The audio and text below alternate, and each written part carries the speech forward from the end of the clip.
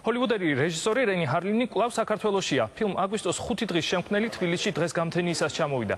რეჟისორი ბათუმში სახლის შეძენას აპირებს. ის ასევე გეგმავს ბათუმის პიაცაზე დაგეგმილ გრანდიოზულ კონცერტზე დასწრებას, რომელიც 3 ივლისს გაიმართება. კრის პოტისა და სტინგის დუეტს რეჟისორი სწორედ საქართველოში მოისმენს. რუსთავი 2-ის მაყურებელი კი მას ხვალ ვანოს შოუში იხილავს.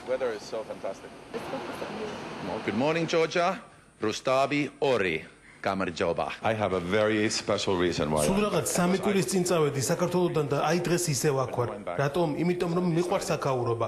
ჩამოვედი იმისთვის რომ ვიყიდო სახლი ბათუმში, რომელიც ალბათ 3 ოთახიანი იქნება. მაქვს ასევე სამომავლო გეგმები, რაც ფილმის გადაღებასთან არის დაკავშირებული.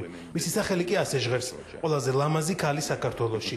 ავხუმრობ როგორც ყოველთვის, სიმართლე კი არის ის, რომ სამომავლოდ ფილმის გადასაღებად მართლაც ვემზადები.